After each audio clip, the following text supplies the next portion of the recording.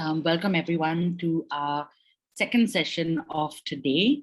We have a very exciting panel coming up and our moderator, Nalori Chakma, will take us through. And before I hand it over to her, let me just take a moment to introduce her. Nalori Chakma comes from the Chakma community of the Chakma Autonomous District Council in northeastern India. She works with the South Asia Program of International Rivers. Nalori has a strong background in indigenous rights campaigning in Asia, having been a human rights coordinator with the Asia Indigenous Peoples Pact, or AIPP as it's known. So over to you, Nalori, to introduce the next speaker, all our speakers on the panel. Thank you, Aisha. Hi, everyone. I'm Nalori.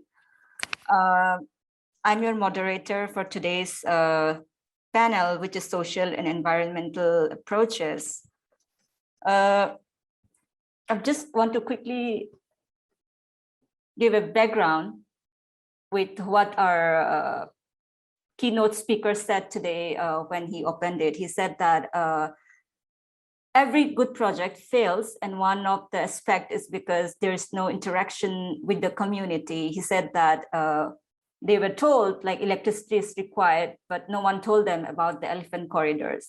So think for any kinds of design or even while implementing, social and environmental approach need to be considered. Like we see energy policy frameworks and energy models, it often lacks the pathways for critical issue of involving communities in energy planning and management for greater sustainability.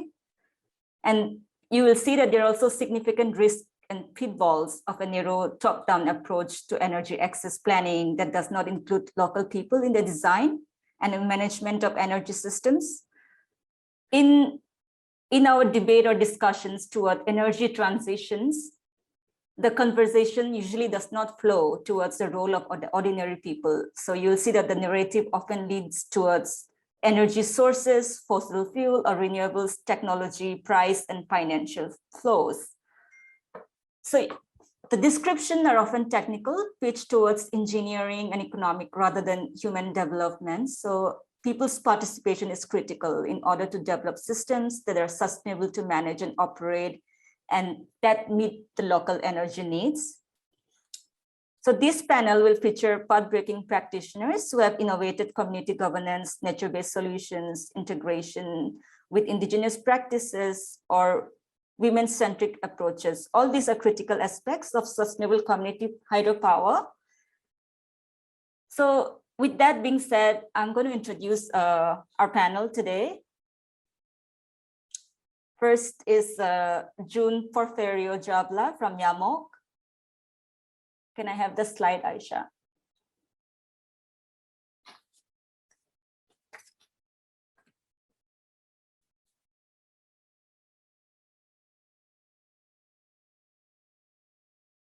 See that Mr. June is a founding chairperson of the Yamog Renewable Energy Development Group.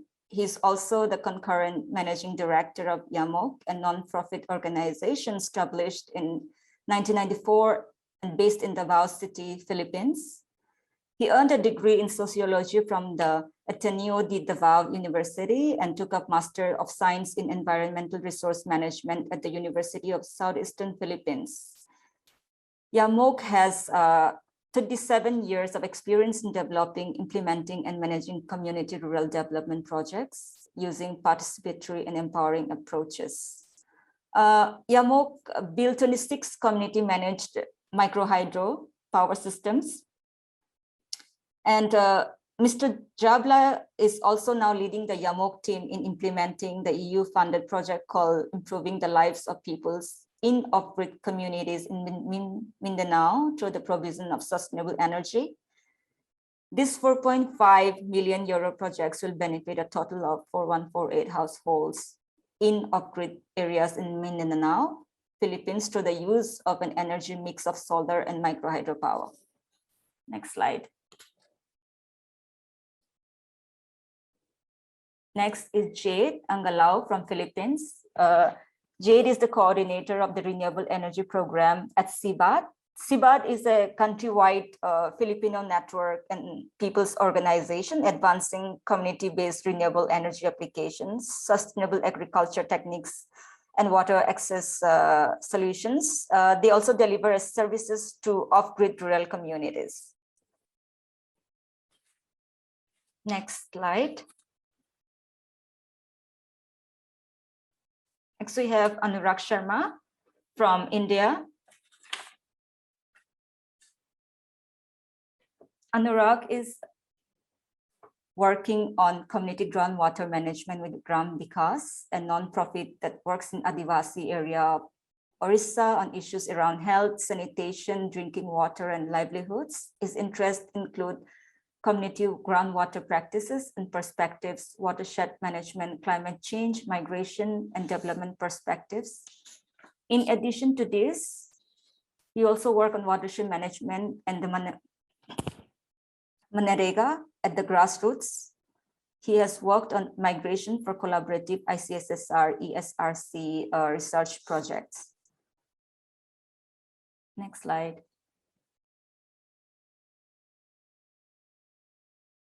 And we have Ayu Abdullah from Malaysia, who is the co-executive director of Energy Action Partners. Ayu has over a decade of international experience working as an energy access researcher and practitioner focused on participatory and inclusive energy planning within renewable energy mini-grids. She's a co-founder and co-executive director at the international nonprofit Energy Action Partners, an organization that focuses on capacity building and community development through collaborative and participatory energy access and mini-grid programs. Prior to this, Ayu also worked in Somaliland as an educator, and then at the Master Institute in Abu Dhabi, conducting research on energy access, energy transition, renewable energy policy, and sustainable development. She has experience developing small-scale mini-grids in Somaliland and Malaysia and delivering energy-related capacity building programs in South and Southeast Asia. She has MS and BS degree in aerospace engineering from Purdue University and an MSc in engineering systems and management from the Master Institute. Thank you. I'll ask Mr. June to present. Well, thank you very much. Warm greetings to everyone, colleagues in development work, especially in relation to micro hydropower development. So, as already mentioned, my name, you can call me just June Jabla for short. I've been working for Yamog for more than 2 decades already. So let's start by talking about what Yamog is all about. Yamog actually was created to help build sustainable and self-reliant communities in off-grid areas in Mindanao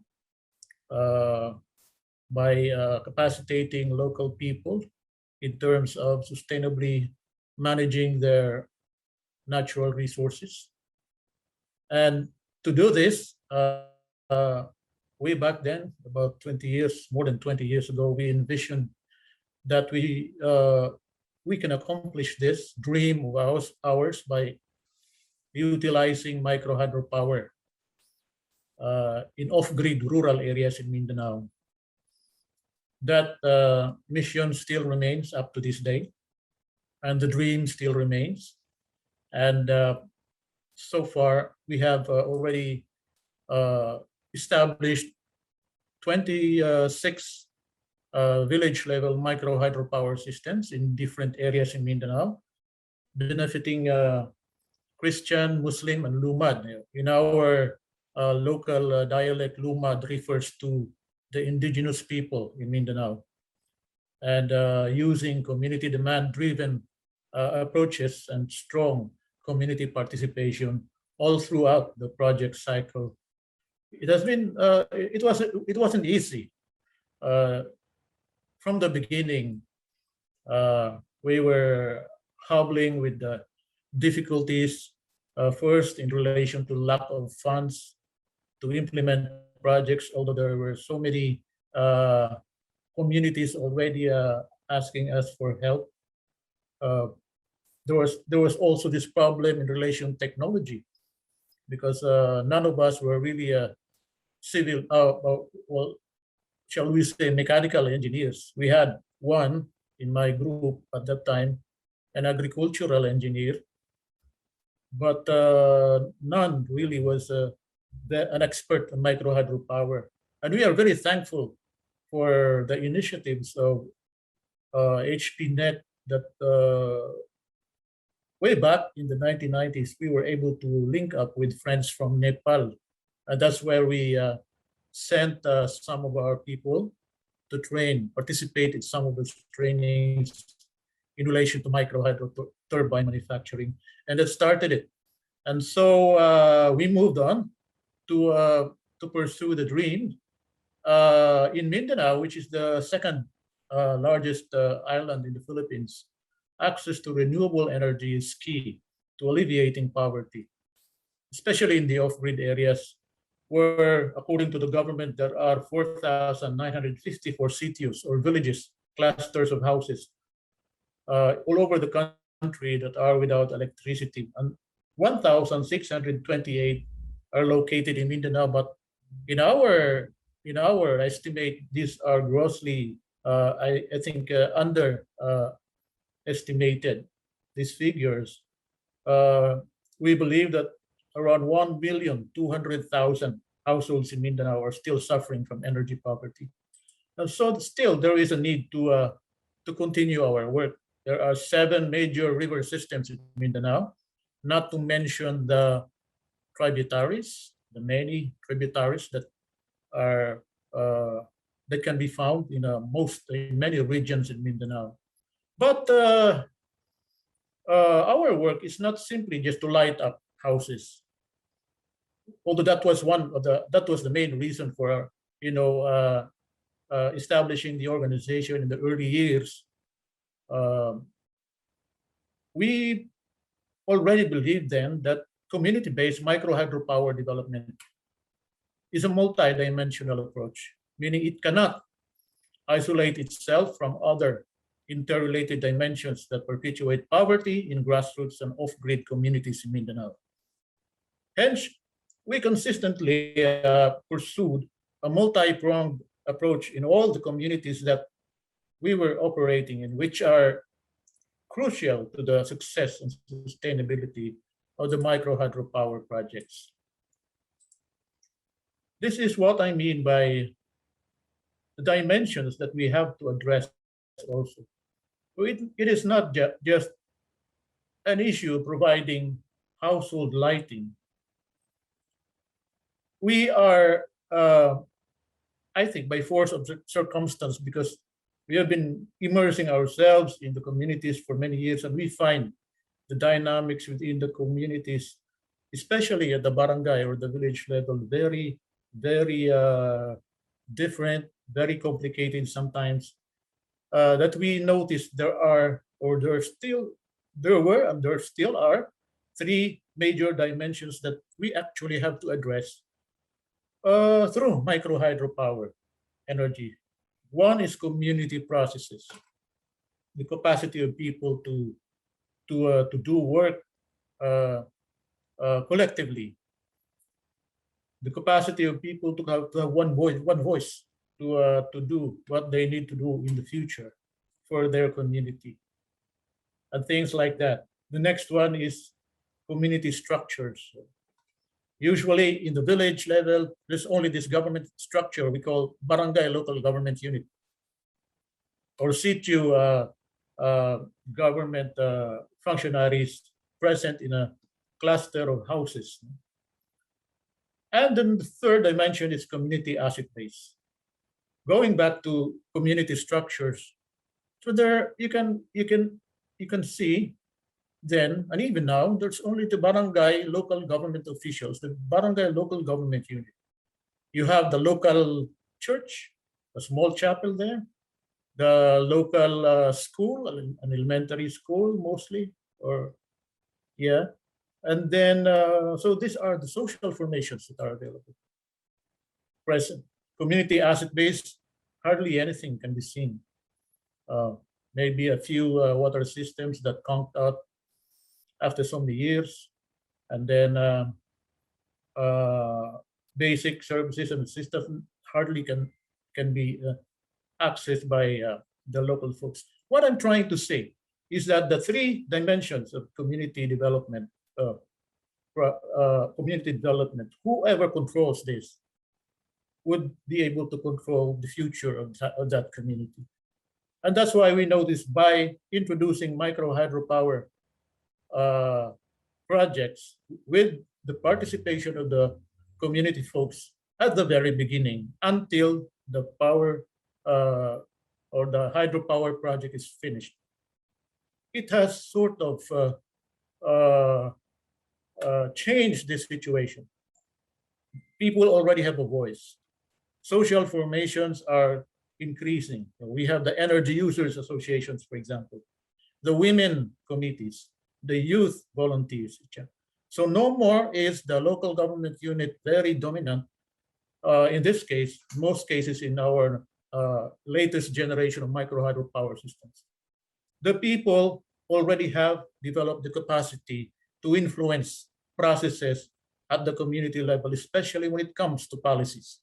Policies in protection of in regard to the protection of the watersheds, policies in relation to the utilization of the energy resources in a particular area. And then, of course, the community asset base is already present. The community asset base clearly, which is the micro hydropower system that is up and running in the midst of the community. So these seeds of change are the seeds of transformation that we are trying to do in a particular community. Utilization of micro hydropower and a mix of solar power. So that's the strategy that we are adopting at present. Micro hydropower, as we know here, is a proven tested technology appropriate in off-grid communities that have adequate river systems. And as I said, we have a lot of adequate areas in Mindanao that have adequate river systems. So funding-wise, we had to rely over the years on funding supplied by international funding agencies. Like in the beginning, we had access to UNDP funds, which enabled us to establish the first generation of hydros that we made, which were not perfect because we were really, as I said, struggling in terms of technical knowledge. So hopefully, fortunately, in the latter half of our existence, we were able to, get more knowledge about technological, advancement in micro hydropower construction, operation and maintenance, and the rest. And we have partners who helped us. We are very thankful to Green Empowerment, to Miserior, Germany, which is the one helping us in the past 12 years in terms of funding. We had relationships with the USAID through the Amore project before, and many others. So in other words, we are still dependent very much on foreign or funding from outside. We are very serious in approaching or doing a holistic approach in water resource management through community-driven forest protection initiatives. So run of river renewable energy is always connected to the watershed conservation and protection of ancestral domains of indigenous peoples. This is very clearly understood by our communities.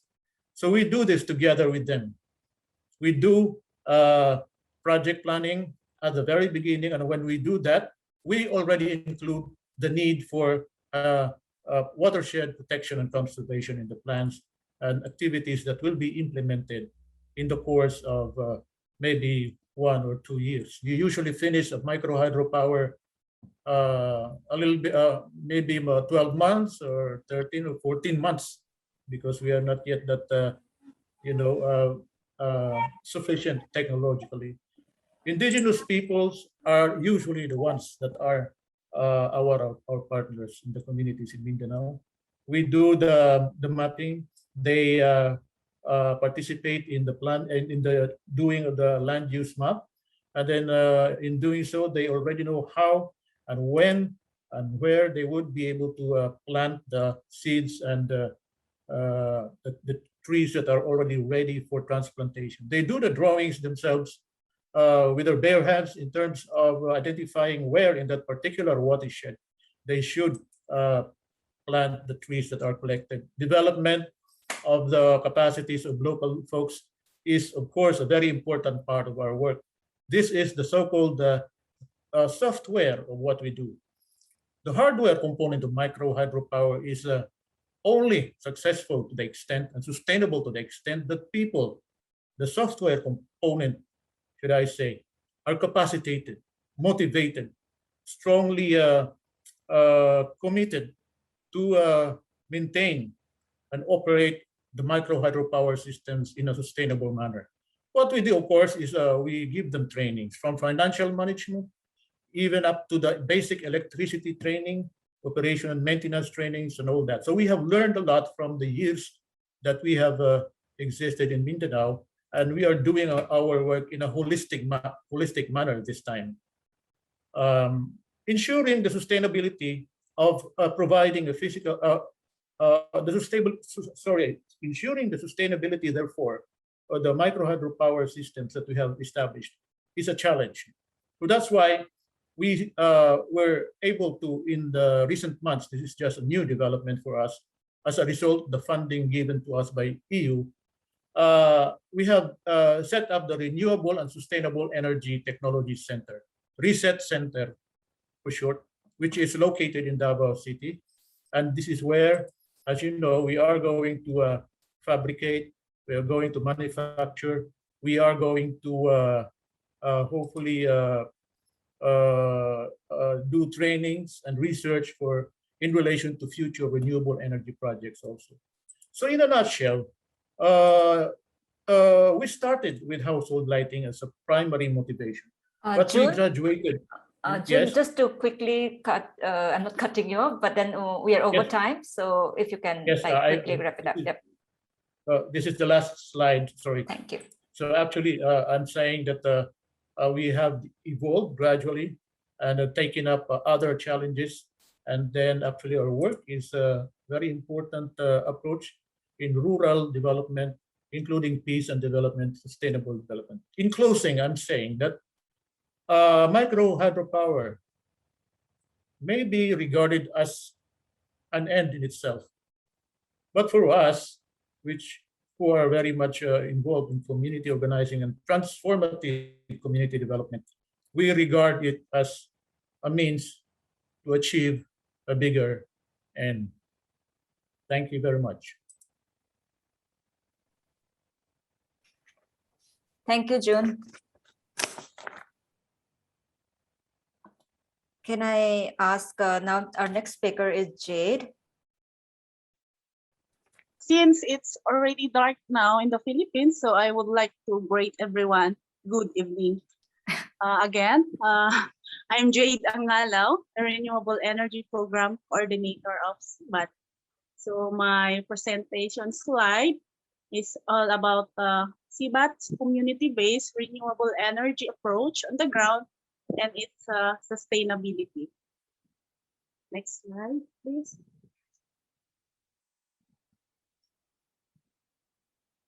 Next slide, please.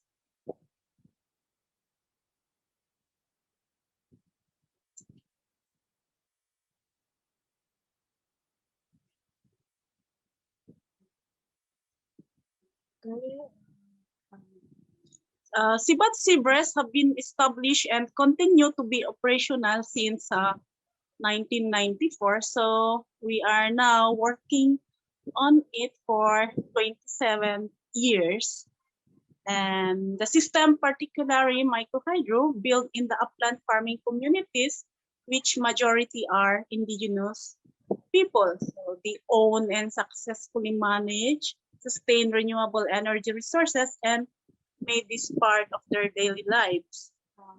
Currently, SIBAT supported 24 operational microhydro in the indigenous community in northern Luzon, who have sustained the system for more than 2 decades. Actually, it's we installed 30 microhydro projects, but 8 of them are non-operational. So hopefully in the future, if we have enough fund to fund the revival of the non-operational microhydro, then we can do it.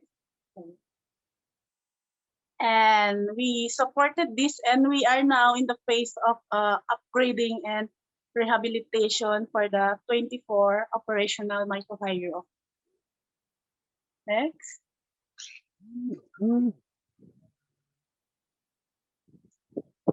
Next slide, please.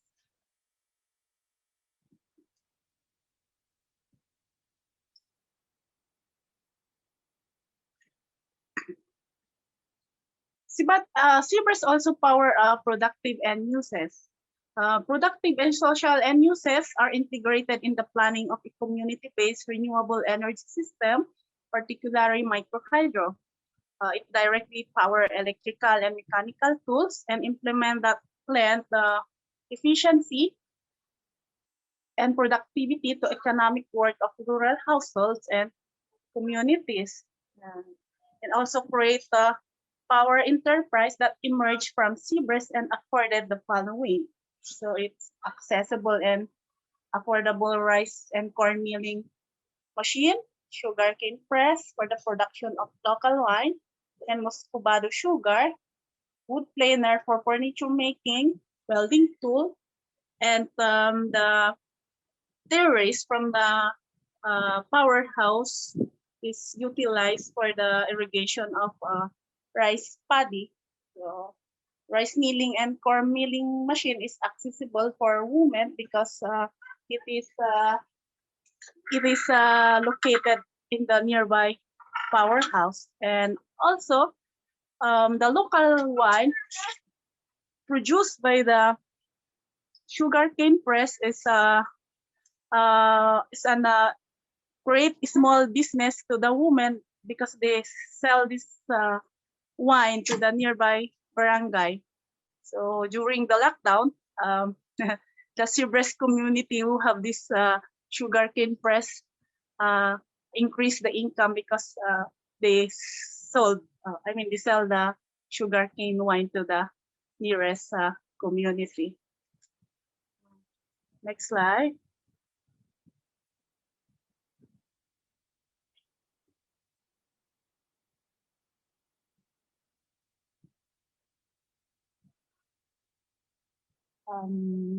So the photo shows the mechanically multi-grain machine, which is installed. The SIBAT technical team installed it inside the powerhouse, and it driven by the mechanically driven. So before the MHP reached the community or the off-grid community, the women do the manual rice pounding, as you can see in the photo. So the most of the time the women do this work. So they manually pound the rice, but because of the microhydro, indigenous women have been freed from the daily labor of rice pounding by the introduction of this multi-grain powered by microhydro. So next.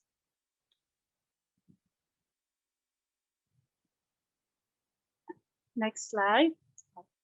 So as you can see, this is a rice milling installed inside the powerhouse.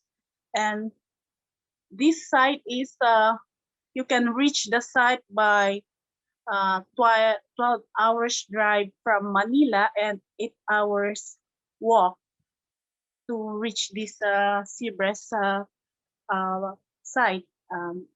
This is located in the northern part of Apayao province. Okay. This is the traditional, as you can see the photo on your left, we call this one traditional dapilan, which is driven by the carabao. It's a manual method of sugarcane pressing, but when SIBAT designed and fabricated this efficient sugarcane, which is powered by the microhydro, they now they use this one now, and then some of the sugarcane, they also, this originally we designed this as a electrical motor, but because of the initiative of the indigenous people, they changed the motor into belt, and then some of the sugarcane press that we installed or that we distributed is also mechanically driven. So they connected it into the turbine. The community formulates the policies that ensures direct benefits and affordability to all members of the community.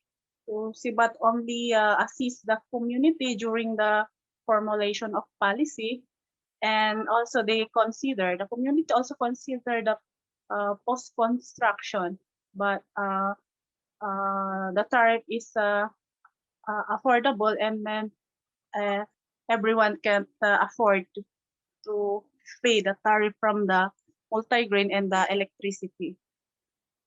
Engagement of women can contribute to the systematized recording and route management. We have 5 CBRS projects led by women, and it reflected in their systematized bookkeeping of monthly income. So women role in managing people's organization is important for the sustainability of CBRS. So for the CBRS sustainability, it's also important to consider the watershed protection. So MHP have been built by the indigenous communities themselves, demonstrating basic respect to customary traditions such as natural resources protection, and with respect of cultural roots. So they have this lapat system. It is a strong policy in protecting natural resources. This is a customary law within the indigenous community conservation area set up by the ancestor. So in terms of effectiveness and sustainability, lapat is the community or the indigenous people is much aware of this customary law rather than the law imposed by the Department of Environment and Natural Resources, which is the law imposed by the government. Lapat is a very good management system and help the indigenous people in protecting the natural resources such as forests and rivers. Violation of the rules are punished by fines. If the person is unable to pay, then he or she is required to do community work. So the elder decide if the violator is going to, it doesn't have money to pay the fine, so maybe he or she can lend her services to clean the power canal of the microhydro or donate some sack of cement for the concreting of the civil component. So something like that. So the ancestral domain of the indigenous people is not owned by private individuals. So it's owned by the community. So everyone of the community is responsible for the protection of the watershed. So the elders also advise the younger generation that the heart of the microhydro is from the water, or came from the watershed area. So, as you can see in the photo, at the top, two elder women collect some herbs in the forest for the ritual or for the offerings of for the spirit. So the men do the butchering of pig, and these two elder ladies do the ritual. So we believe that before you start the project, you need to do the rituals so that it prevent, according to the belief of the indigenous people, it prevent the accident happen during the implementation. And not only they also do the rituals for construction of houses and construction of highway. So yes, the IP still practice this belief. So this one is taken last month when we implement a new project in Jabla province in the north. So before we start the upgrading and the building of new microhydro, we perform a ritual first. Okay. So now, SIBAT efforts at present. So SIBAT is currently working on the rehabilitation and upgrading of 9 old Zebra systems. So we selected 9 old microhydro projects from among the 24 projects. So the age of the system ranges from 15 to 20 years with a capacity of 7 to 25 kilowatt. So when we say upgrading, we increase the hour of operation into 24/7 and the rehabilitation, since we have some microhydro which is use it for like 6 hours a day. Like they will open it around like 5 p.m. and turn it off at 10 a.m. and then open again at early morning for 5 a.m. and turn it off at 7 p.m. Then a.m. We find a way to increase the operation into 12 hours by rehabilitating some microhydro components. It depends which is the priority, if the civil works or if the electromechanical or the electrical.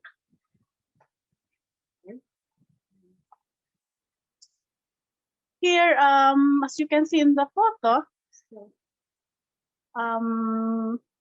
these are the collaborative effort of the community. We installed during the upgrading. We installed the street light. We changed the wooden post into GI post, and also we tapped the local government to lend us an equipment. So they lend us this backhoe to work on the location of the powerhouse and also to dig the penstock root.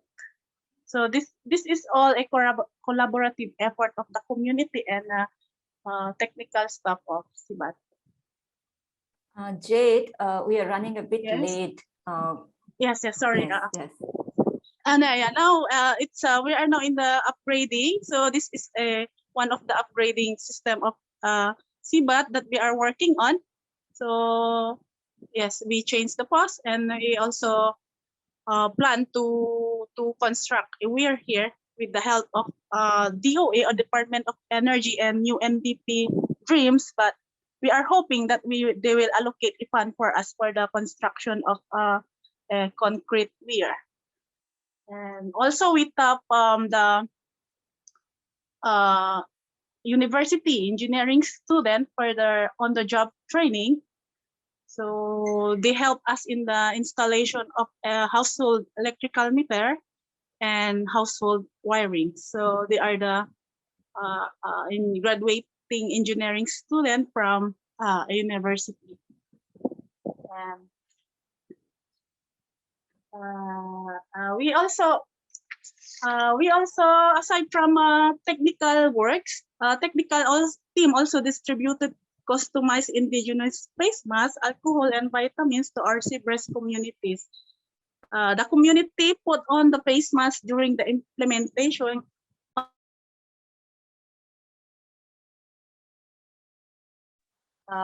Challenges that we are facing now is the lack of national government support. So we tried national government to support us, but until now, we don't have any support. And second, the death of professionals who can stay for long and commit themselves in development work. And pandemic. So we experienced a 14 days quarantine during the implementation, and also when the time for us to go back to our family, then there's a lockdown in the community, so we need to stay longer in the community. And also, I don't know if Yamog also experienced this one, because now we are experiencing this problem, that tagging of NGOs as supporter of local communist rebel. So yeah, there are government truth in the area that they tag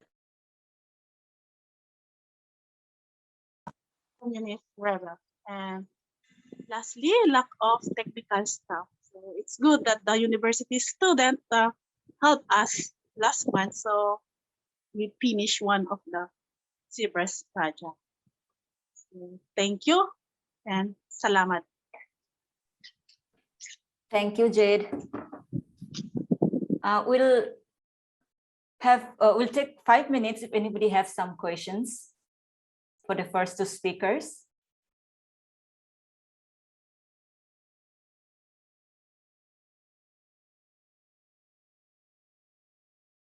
You can unmute yourself and ask.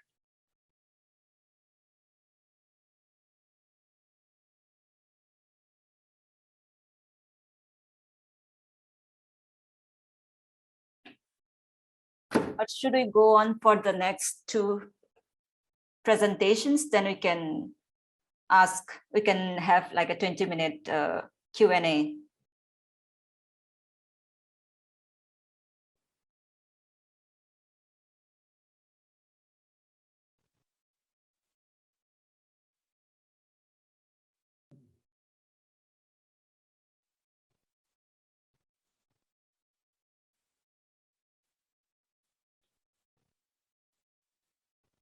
All right, looks like we don't have questions at the moment. I think we'll move on to the next presenter. And after that, we will have another presentation, then we'll open it up.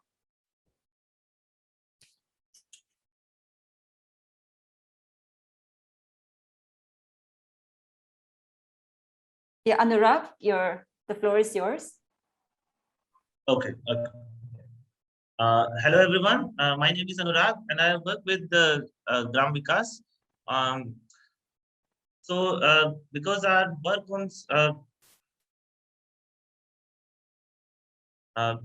work on spring shed is mostly comes from overall work. So I'll start with an introduction. Vikas has been working under the model of mantra, which involves basically construction of a toilet and a bathing room for every household in a habitation, and then a pipe water supply which supplies water, drinking water, to every household through three taps for every household. So within mantra, there are some principles, which is that every household would be included, because whenever some household is excluded, it's mostly the most vulnerable household. Then everyone pays, and then there is equity in the payment, that poorer pay less and the better off they pay more. And women and men play an equal contribution in this, and the sustainability is the most important part of it. That village, we stress on creating sustainable institutions which can take ownership of the interventions in the long run. Next slide, please. So this is the area that Gram Vikas usually mostly works in. This is the Adivasi belt of India in Odisha and Jharkhand. Next. So these are the programmatic pillars where we work. So we start with the water, and but every other pillar, which is including livelihoods, habitat and technologies, village institutions, education, and sanitation and hygiene. All of these come together for creating a sustainable intervention at the community level. Next slide. So so most of our spring shed work is focused in Kalahandi district of which is known as one of the most backward districts of India. So people here practice, they have a practice of shifting cultivation, or which is known as slash and burn cultivation. So what usually happens is people clear a patch of forest and then they burn the undergrowth and plant a variety of cereals and pulses. This is very important for their food security, for their nutritional security, but over the long run, it leads to deforestation because even though the practice was sustainable in the earlier era, right now there are a lot of pressure on the same patch of land. There is a lot of people dependent on the same amount of land, and the forest department has put restrictions on how much land is accessible to the people. As a result of it, where people were returning to the same patch of land, say 15 years, 20 years down the line, now they're returning to it to cut the forest once again, say 5 years, 3 years, something like that. So, so this practice has led to a lot of deforestation, and then there is a lot of climate change, which has had an impact on the rainfall. That we have less number of rainy days and more intensive rainfall whenever the rain falls. So, as a result of these interventions, uh, uh, these things, we have a decrease in spring discharge over the time. So as you can see, these are the some of the visuals from the Kalahandi district, that you can see that wherever the forest was supposed to be, people have cut it and they use it for cultivation. And whenever they leave it, you see only shrubs, no trees. Okay, next please.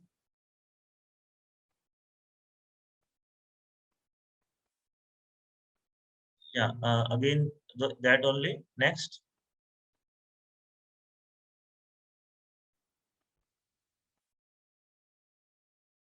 Yeah, so this is the sort of intervention, some of the impact of the intervention that Gram Vikas has done in Kalahandi, that some greenery can be seen in the same area. Next, please.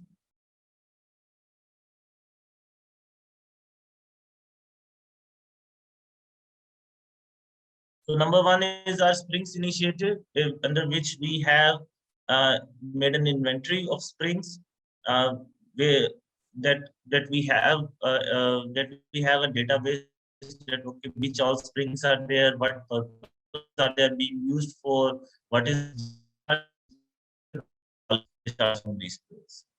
So we learned learned from a lot of our partners in Sikkim and Uttarakhand, etc. And we brought these interventions into our context and how we can use this. Next.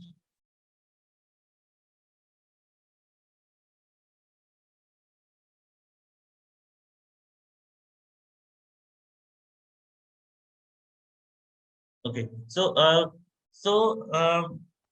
what everyone knows about watersheds, that you know what watersheds are, how they operate.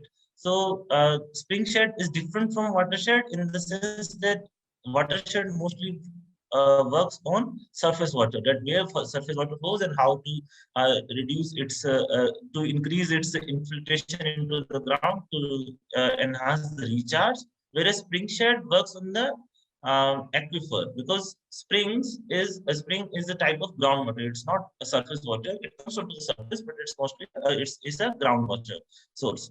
So it the discharge of the spring, the health of the spring will depend on the health of the aquifer and its characteristics, and not necessarily on surface topography. Next, please. So here you can see there are two hills are there, and going by the watershed principles, there are 4 watersheds.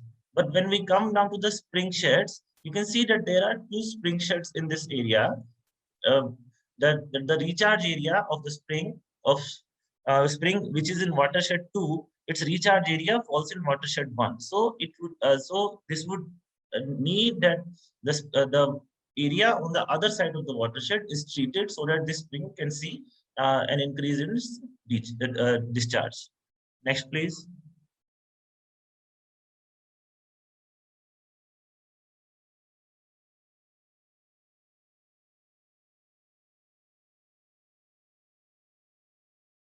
Yeah, so our approach for spring shed management is that first we identify the problem, that what is the problem, how what are the different factors that are leading to decrease in spring discharge. Then we identify the youths within the community which can be trained and capacity building. Then we collect the data and put the monitoring system in place under which we inventorize all the springs and all the groundwater sources in the area, in the region, and then we monitor from the springs. Then water balance is supply demand analysis is done, water security plans are made, and then spring shed related work is taken up. Protocols are established that I'll come to that later on only. Yeah, next please.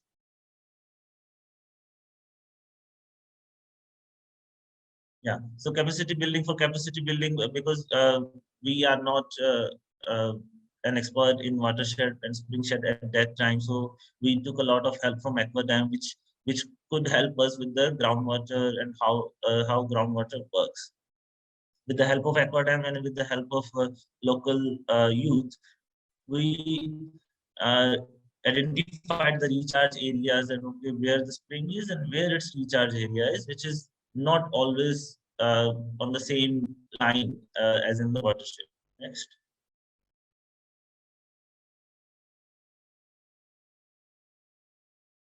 Within the recharge area of the spring, we construct various interventions. One is water absorption trenches, which are usually done on the barren land, which can be on the top or in some valley region. Then loose boulder structures are done for where there is an abundance of stone. Next.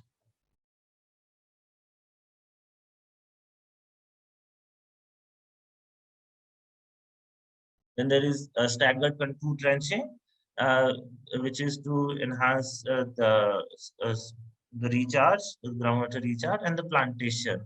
So here you see the lady, which is Shantilata Maji. She is from village Tukuguda, and the spring discharge in Tukuguda had been going down over the years. So when she became secretary of village development committee, which is the main village institution that Gram Vikas works with, she became the secretary of that, and then she came to know that the spring discharge has been decreasing. The community in engagement with Gram Vikas came to know that the slash and burn cultivation, the deforestation was a culprit for this. So she took up the water. She made a watershed subcommittee within the VDC, and then she, the help of local youth, she monitored all the springs, all the spring shed intervention works, which I've just shown, including the plantation. So within the plantation, we have done 2 kinds of plantation. One is the social forestry, which is local wild variety trees that are not by animals and which can grow on their own once they are planted. And second is horticultural plantation, which can lead to income enhancement for them. Next.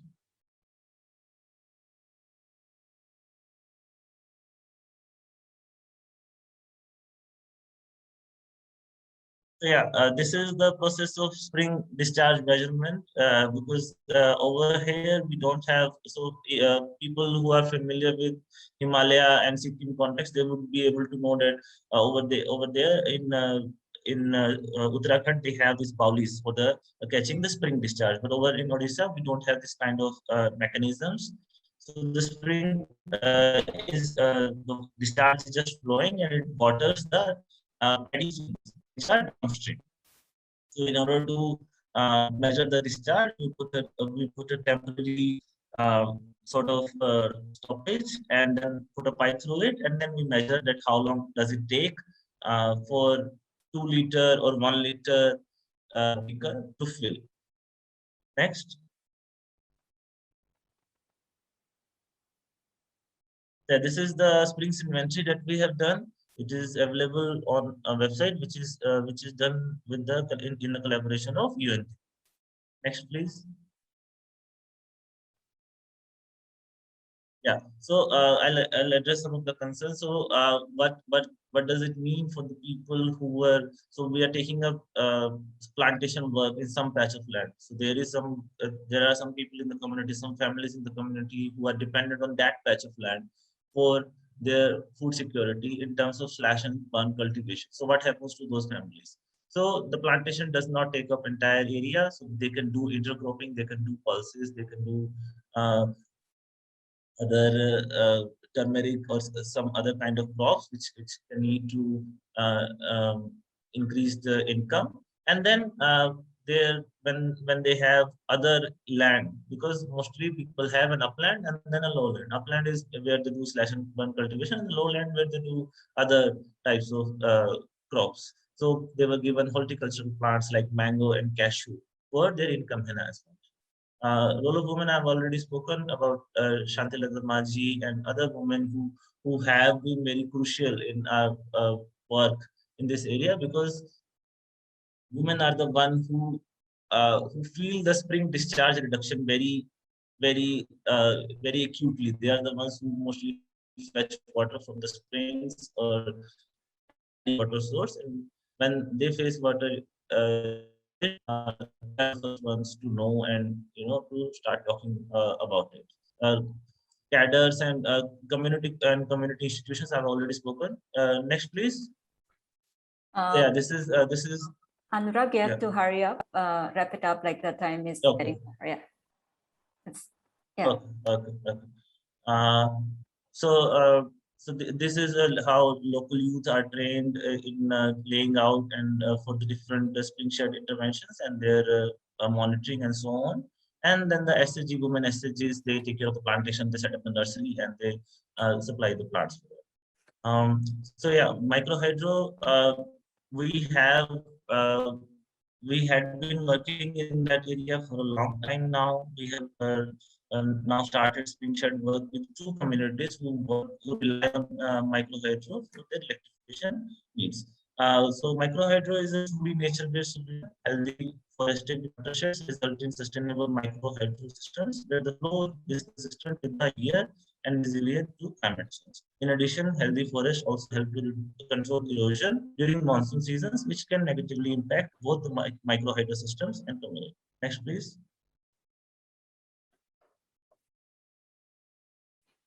These are some of our next. Thank you. Thank you, Anuraj. Now, I think we are late, so I'm going to quickly ask Ayu to come and present. Hi, everyone. I'm Ayu, and I'm from an organization called Energy Action Partners, and I'm based in Kuala Lumpur in Malaysia. So our organization focuses very specifically actually on community engagement and collaborative energy programs within the mini-grid space. And so throughout my presentation, you'll see that my slides will say mini-grid and not necessarily microhydro, and that's just because we work with all the technologies, but I'm going to focus my presentation primarily on our experience with microhydro communities. So we were founded in 2014. We're a nonprofit organization, and currently we operate mostly in Southeast Asia, here in Malaysia, in Myanmar, in Indonesia, and we've started working in Sub-Saharan Africa as well, recently in Somaliland, in the Horn of Africa. Yeah. So why the focus on community engagement and community participation and involvement in mini-grids. And this is just because, based on our experience as an organization, we feel that the dominant priorities really are around, focusing on innovations in technology or delivery models or finance. And I've heard this theme being, kind of said in throughout today's discussion, that you can have the right technology, you can have the right financing options, regulatory environment, but really the key sort of success factor there is the community. And so as an organization, we kind of recognized that there is a lack of priority on demand side or the community side of the mini-grid development equation. And so that's why, as an organization, we decided to focus on community engagement. In our organization, community engagement, there's varying levels of community engagement and participation all throughout mini-grids and micro-hydro development. At the very minimum, from based on our experience, you can have, what we consider to just be a one-way exchange, which is basically just receiving information from the community. And that, typically happens in the very, when you're planning your micro-hydro and the feasibility, when you're trying to, better understand the community and their priorities and their needs. But another, kind of the next level of community engagement and participation up from that is a two-way exchange, where then it's no longer just sort of, receiving information from the community for better system design, but you're also exchanging information back to the community, and they have better understanding and awareness of what micro-hydro means, their role and kind of participation in the whole process, and what they can do to really impact the system so that it delivers, the needs that they want. And the highest level of participation would be where they now have ownership, and not just, participation, but ownership and really meaningful involvement in the whole process. So at that level, they're making decisions on the micro-hydro planning. They're making decisions on how they're going to structure the management and operations and really running the system. And to us as an organization, I think this is, and to many of the practitioners, in this room, I think that the highest level of community engagement is really what we want, because we know from our experience that this means, not just a better system, but it means that communities better understand what energy can do for them and how to utilize it so that it really achieves all the development objectives that, all of us are doing this for. And so some of the more common, I think, micro-hydro challenges that we've seen when there isn't sufficient community engagement, or maybe community engagement is kind of at the lower level where, you're just receiving information from the community, is, you have first of all, you may not appropriately size the system, right? So it can be undersized, which means that, at that point, it's not sufficient. There's not sufficient capacity for the community. Or it can be oversized, and in that situation, the system generally tends to be very expensive for them, and so then there's insufficient revenue collection, especially to maintain the system. So a lot of our, especially community-based systems, where they're collecting just enough revenue just to make sure that there's sufficient funds for maintenance and repairs, minor repairs. This generally tends to happen when these sort of socio-technical challenges take place. And this isn't necessarily, due to, any technological sort of gaps or anything like that. It's just really misaligned or missed, or expectations that are not really aligned with the community. So our organization has been working on an approach and a tool. Initially, it was an approach that came out of this very, the idea that, community engagement needs to be center stage in micro-hydro development. And we really wanted a participatory process. And we sort of recognized that, all our partnering practitioner organizations, for them, community engagement was very key. but it was a very time and resource intensive process. And so we were as we tried to think of how we could develop new approaches, new tools. And this is something that we've been working on for the last few years. It's called COMET, or Community Energy Toolkit. Some of you may know it as the mini grid game, and we recently rebranded it this year. And so what it is it's a software-based demand exploration tool in the form of a simulation of a microgrid system. And it can be microhydro, it can be solar or wind.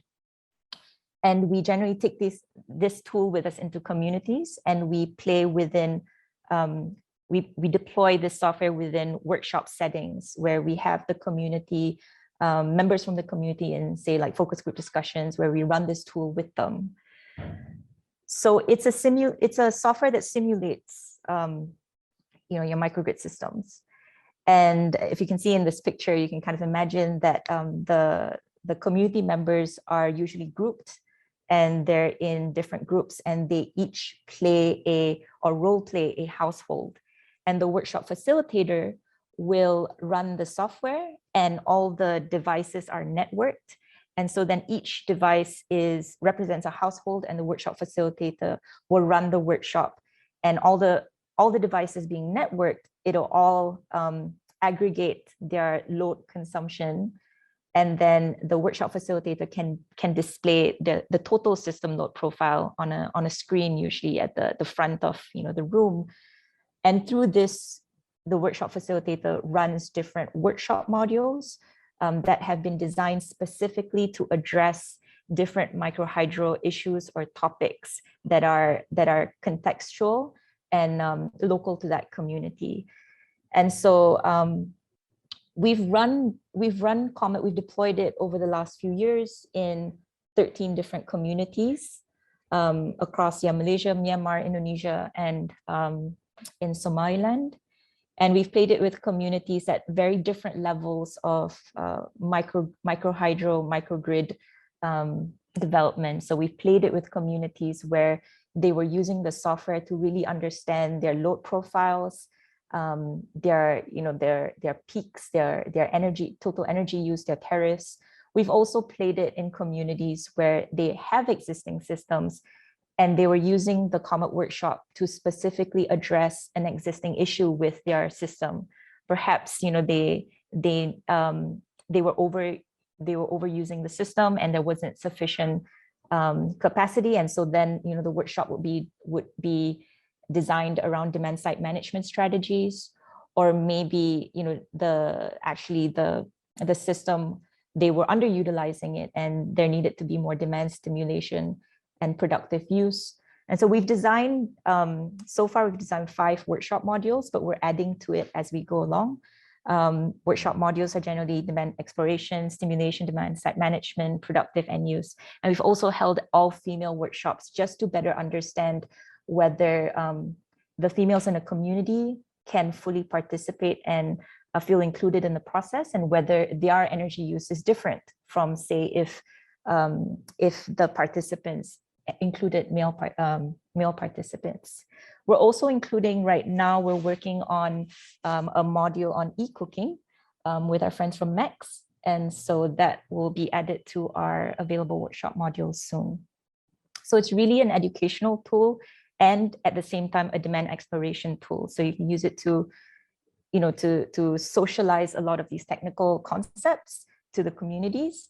But you can also use it as a project developer or practitioner. You can use it to really elicit demand load profiles from communities, an understanding of how they're going to use electricity, and understanding of how they make decisions also around the microhydro operations and management structure.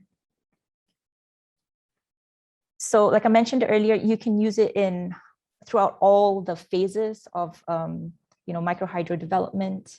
You can use it early on in project planning. You can use it during the installation, and then after, post installation and construction, and throughout all phases of the project.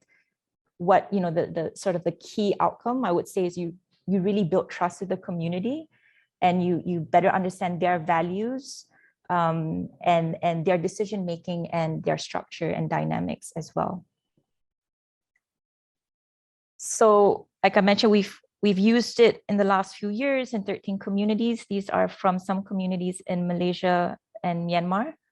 And so you can see it's a very inclusive process where you have participants from all ages, from young to old. They're in groups, so they support each other. They have discussions. And that's really also where the magic happens, is during the discussions itself. Our most recent deployment was in Somaliland. And this was a project with Innovate UK's Energy Catalyst. And so we were using this specifically actually to optimize solar battery storage for communities in Somaliland. And so, like the premise of that project was that you can actually use demand side management, different techniques to get a load profile that better matches the community's needs and priorities. And so actually we played and deployed the software with different scenarios. And so from this graph, you can actually see that when you played it in a scenario with absolutely no limits, no demand side management, their energy use was obviously very high. And what pricing and tariff was obviously very important to them. They only had a willingness to pay of about $10 a month. And so the community, taking them through these demand side modules and scenarios, the community was able to lower their consumption and their load profiles to a level that they were comfortable with, but was still viable for the mini grid developer.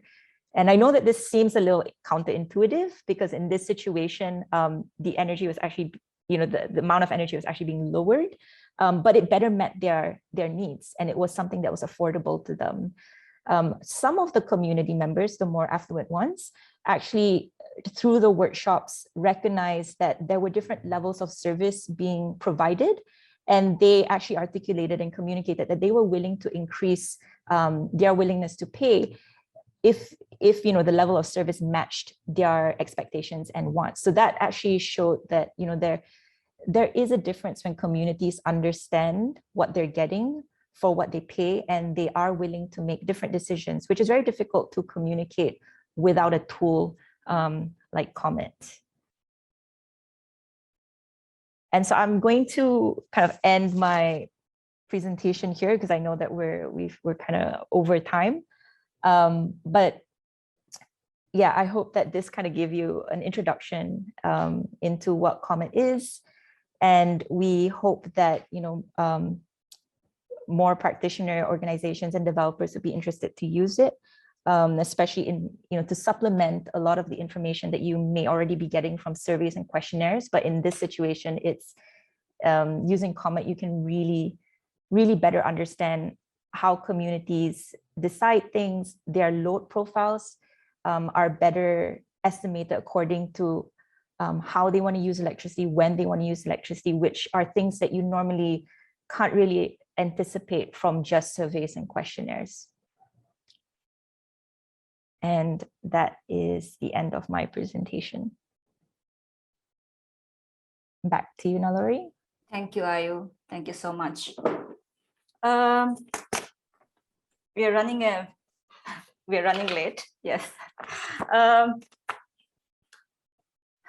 I think we all had common in all the presentations on how community process and community structures are important to have a good micro hydro.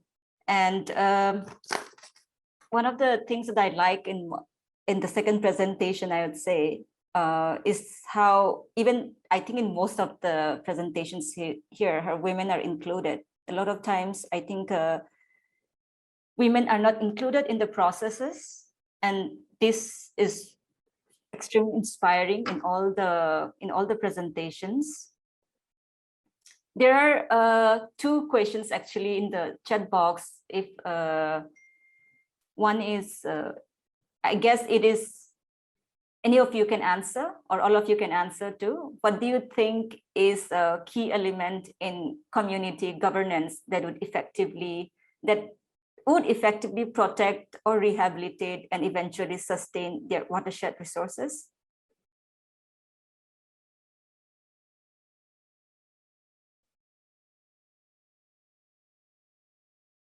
Either, I think this question, either June or Jade can answer that.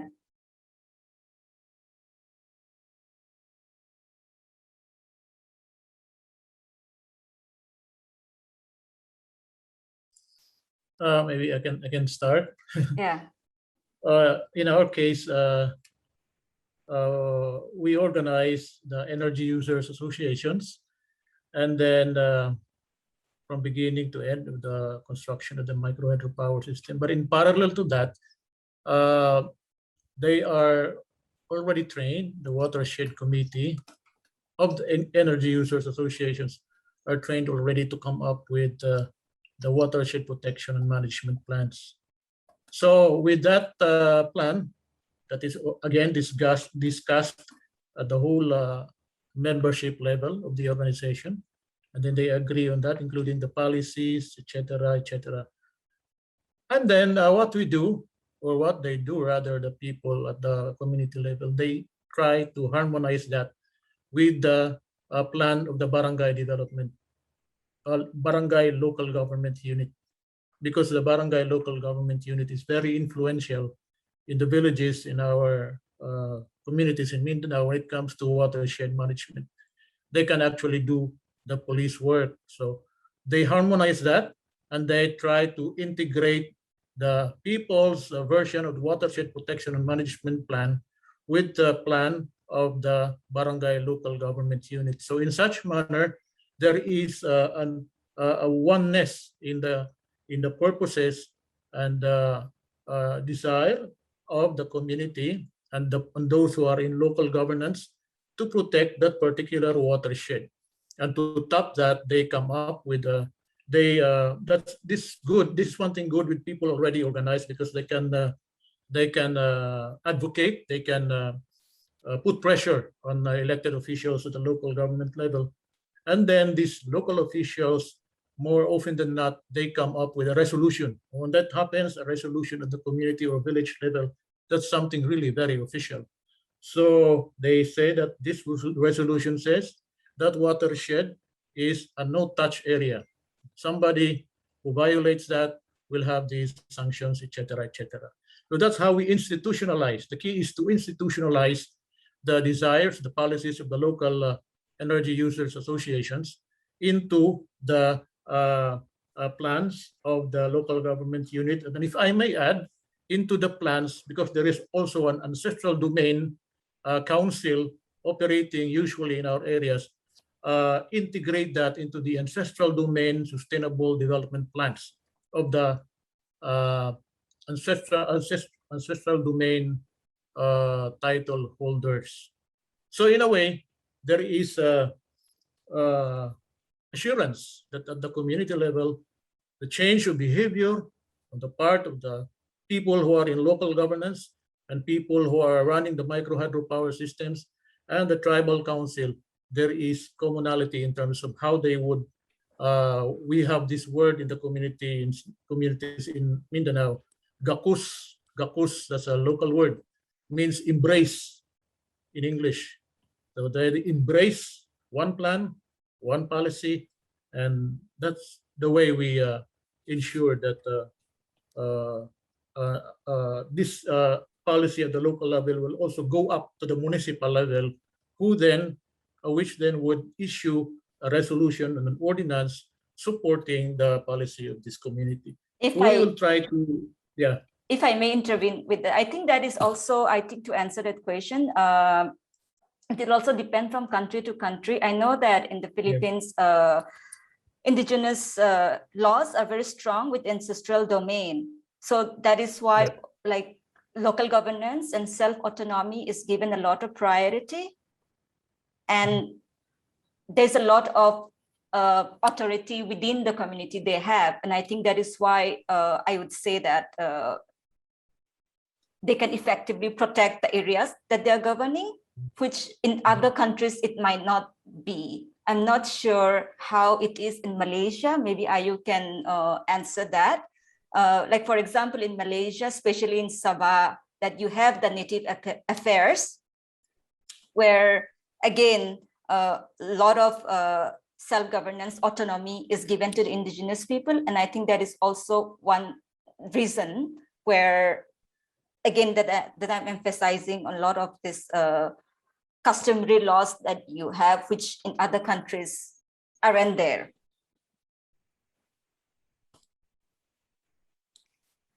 Yeah, I think for the Malaysia situation, the customary laws, the application of it even varies like within the country itself. And so, yeah, it really does depend on the location also. Yeah. There is another question. We are running out of time, but then we might get kicked out. But I'm just quickly going to read. What the question is: what coping strategies do communities do when faced with destructive projects like big dams and mining that would affect their watershed and water resources that would eventually affect their microhydro systems? Please, anyone, even Anuraj, you can also answer. Anybody who have the answer to this.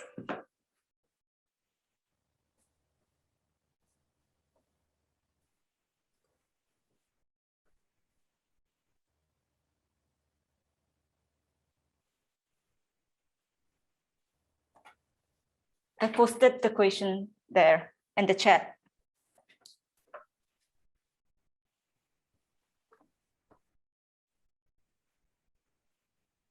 Yeah, this is a difficult question. I feel like because it's yeah,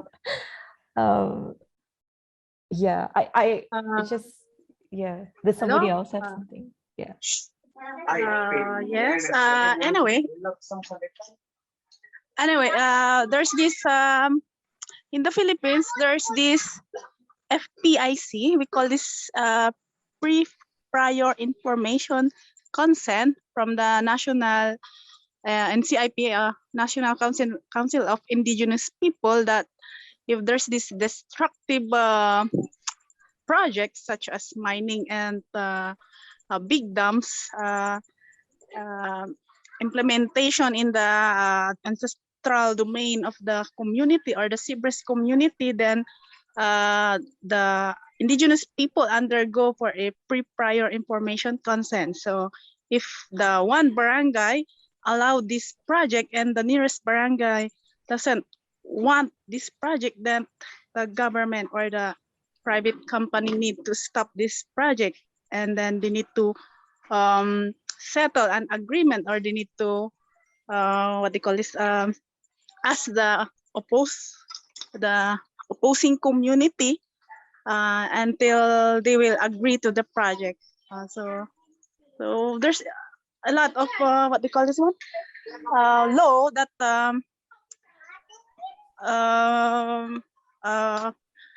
imposed by the NCIP for the big project here in the Philippines. So yeah, I think Sir Shen can also elaborate for this question.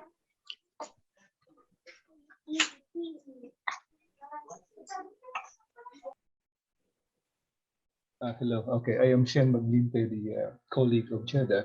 Well, as regards to the question, it's actually I posed it myself, given the Philippine experience. I just wanted to know what other experiences or coping strategies our colleagues have been doing at faced with this kind of challenge or problem. But in the Philippines, I think one of the things that we have noticed really is that the people would be fighting back. I mean, they would have to stand for the protection and for the safeguarding of these very critical resources. John had mentioned this is a very critical asset in the community. So the strength of the community is very critical to assert their right for the protection of their basic resources. And in some instances, in fact, would go some extra effort, like being militant about it. I mean, this is a kind of resistance that would be a matter of life and death, particularly for indigenous peoples or indigenous communities, where life, land, or resources are very intertwined in their life and as regards also to their survival. So I was just thinking if there are some other ways that you have experienced about some ways to really to negotiate, to dialogue, which is not quite effective most of the time here in the Philippines.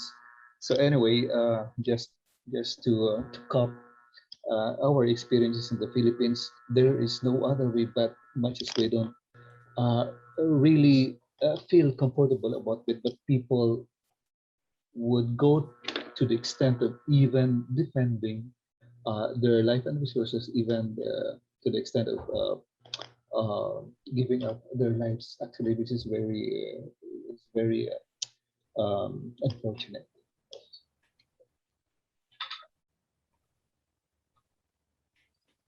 All right. Okay, I'm asked. that's Yeah, I am asked to close this now. So we'll be going to the main session now. So sorry to cut everybody short.